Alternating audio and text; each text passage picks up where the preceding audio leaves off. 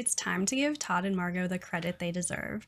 Although they're portrayed as the cold, yuppie neighbors in Christmas Vacation, all they do is bear the brunt of Clark Griswold's crazy decorating mania.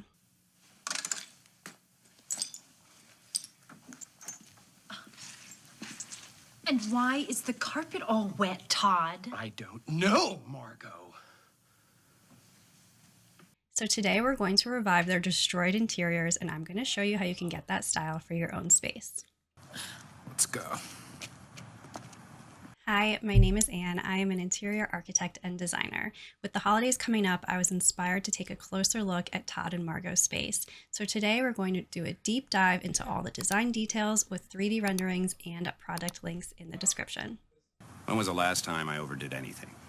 While the Griswold house is that traditional, cozy with floral wallpaper, plaid curtains, and kind of delicate, fussy detailing in the sconces and things like that, Todd and Margo's space is much more severe and even sparse, but it really is aspirational in terms of some of those furniture pieces they have and the overall postmodern aesthetic. So here we can see them coming out of their house, which is actually the exterior house from Lethal Weapon.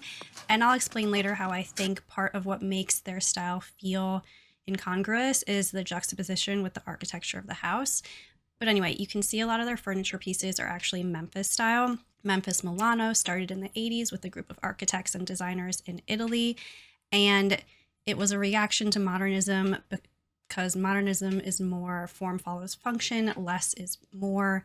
Whereas this postmodern Memphis style thinks less is so less is boring. So you can see that in some ways it's hard to define, but also you know it when you see it because it's a ton of angles, geometrics, sharp edges, kind of playful colors, and that's what they have in their house here. Karl Lagerfeld actually lived in an apartment completely decked out in true Memphis furniture, I think only for a few years. And at the time in the 80s, I think it would have been the perfect kind of yuppie style because the immediate reaction was that it was tacky, but also incredibly expensive, which is kind of the negative definition of yuppie is people just spending money to fit in without really thinking about, if it suits their taste or something like that. In the last few years, the Memphis style has actually gotten the credit it's due, and you see it popping up in a lot of design magazines, and different retailers are doing different versions of it.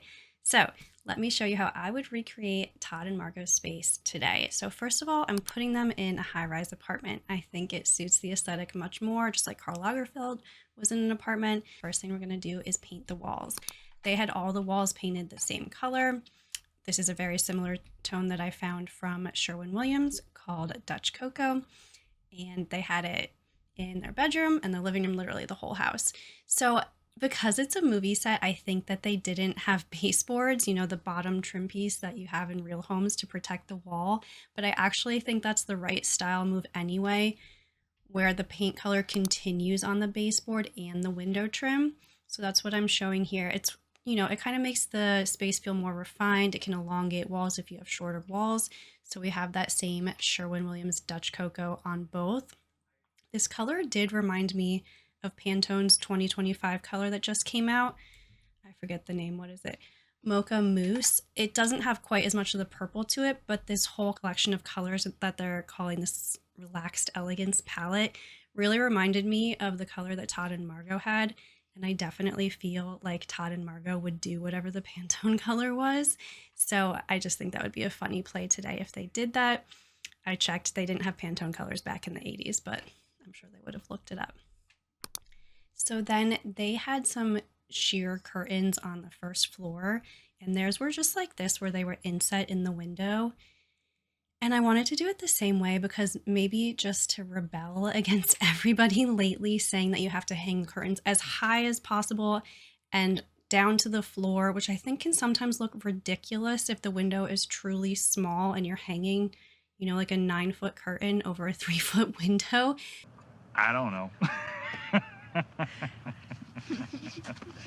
So I actually think, especially if you're in a high rise and people aren't seeing in that much, yeah, do it to just fit the window. I did just choose, kind of a simpler pattern to this sheer, something more graphic.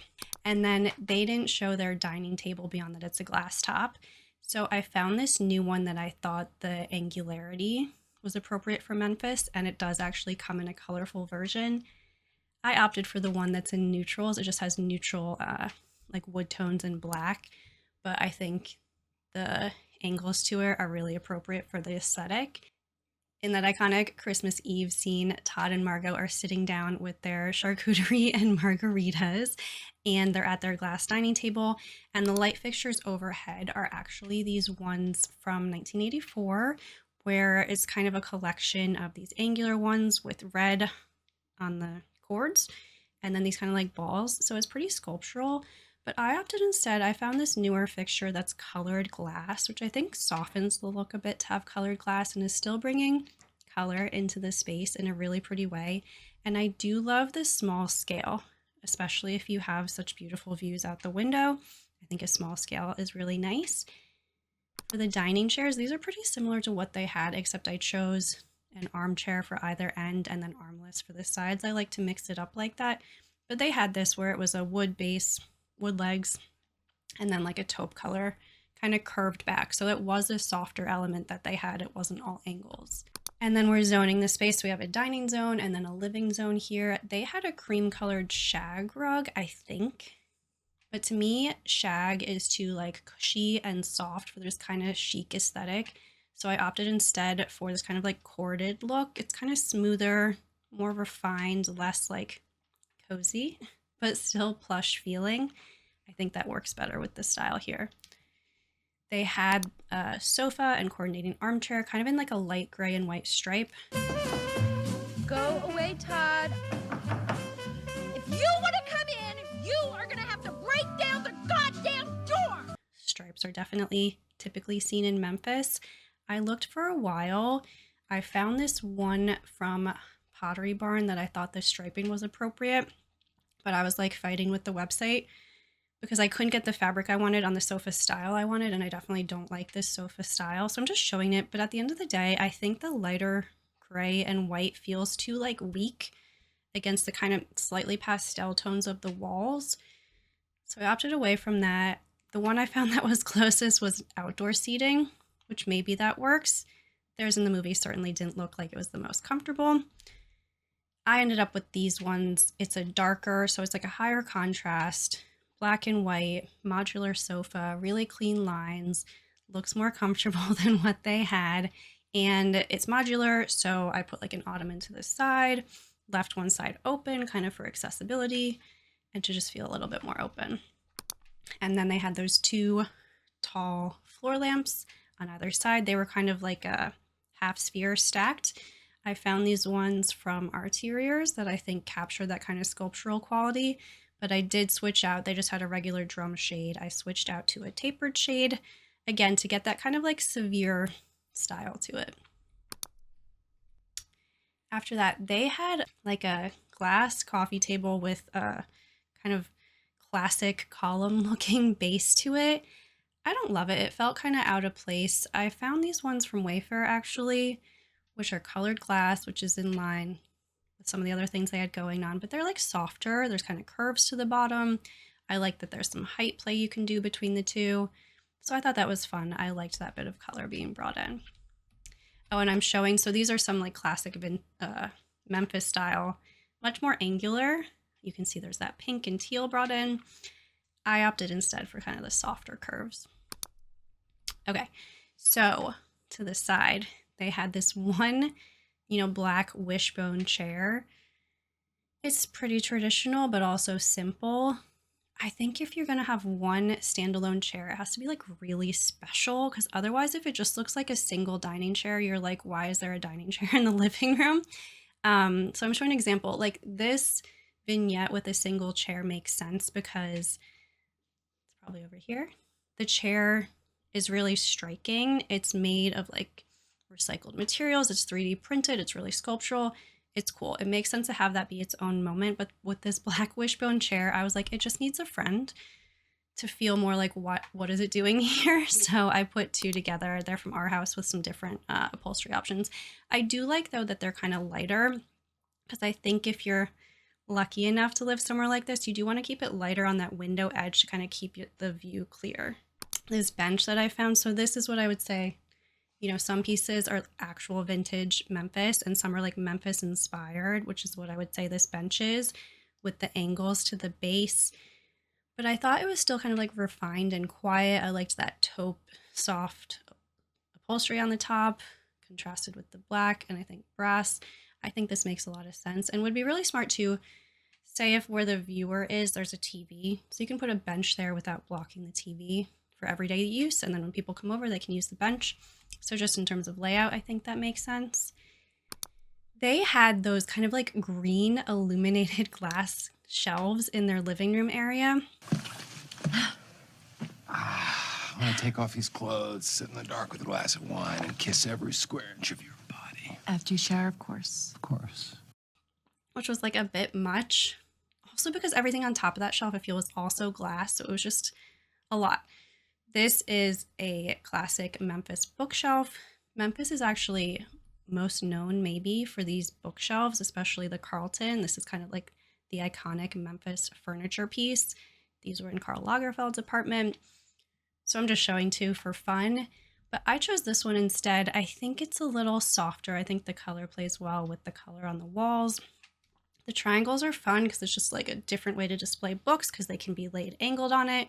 Then you still have that pop of teal and one glass shelf. They're not all glass shelves. So I think this is a fun add without kind of overwhelming everything else in the room. And then just a couple other pieces, kind of like Memphis inspired. I think the pink marble is really pretty. And then they did have a couple more traditional pieces, which I think is a good contrast. They had a wood small kind of like small console table with a white marble top. I didn't find a white top, but I just wanted to add a couple of those wood console tables in to kind of, you know, warm it up a bit with all the other high contrast items. So I put those there. And then some art. They didn't have a lot of art. They had way more vases than art, which I can't fully explain other than maybe it was cheaper set design wise. But they did have one kind of black and white abstract piece in the living room. This is a vintage 80s piece by an unknown artist, so that's kind of cool. And then for the mirror, the traditional Memphis mirrors are pretty wild, but this kind of Memphis inspired with the angles I liked. I tried it in this pink rainbow. I think if you're gonna do that, you got to make sure to do that elsewhere throughout the room. So if you want to lean into like the pink Memphis, I would make sure to do that in other areas. Since I wasn't doing that here, I just opted for the clear glass mirror. But I think you still get some of that sophistication with the angles to it. And then we just start to accessorize lots of books on the bookshelf, vases in different greens, which is what she had, because I think the green and kind of purpley pink start to play off each other in a really nice way. They didn't have pillows, of course. Even on their bed, they didn't have throw pillows, but I added some, but still kind of like subtle, more with like an ombre or a stripe rather than some all over patterning. The black one does have faux leather on that stripe, which I think is appropriate to bring some of those like smooth finishes in. If you look in their bedroom, they did have some green table lamps. So I found this one that was green glass and wood together. And I thought the overall simple silhouette kind of felt like 80s. So I liked that as being an additional accessory to add. And then I did play, once I finished it, I was like, I wonder how this would look with the Pantone 2025 color, kind of warming things up a bit. I think it works. I think I might tweak a few things, but I do think that kind of like warm latte mousse color could work to make this feel a little bit more current than that kind of more pastel-y 80s color. So here's the final rendering of how I would style a Todd and Margo inspired space today. And on the product page, you can see how pretty it is. The palette's refined, but still fun. There's some high contrast, interesting details with the striping. Overall, it feels really sophisticated. So I, of course, did this in a high-rise apartment because I think it suited the style a bit more. Something about putting this postmodern Memphis style in like an 80s, 90s traditional home just doesn't feel right. So I think it works in a modern apartment like this, or alternatively, I think it works in an even more traditional, ornate, like late 1800s, early 1900s space. So you can see here I did it actually in the living room I used for Home Alone, but because of how ornate the base molding and the fireplace and the crown molding is, I think the contrast works a lot better. This is something you see a lot of the time in like Parisian apartments, like this image here. The really ornate background with cool contemporary furnishings is just a really beautiful contrast. It's over. So thanks so much for watching. Whether you're a Memphis design enthusiast or just learning about it for the first time, I hope you enjoyed it as we, vindicate Todd and Margo in Christmas Vacation. You just march right over there and slug that creep in the face. I can't just attack someone. All right then, if you're not man enough to put an end to this shit, then I am. I will see you next time. Bye.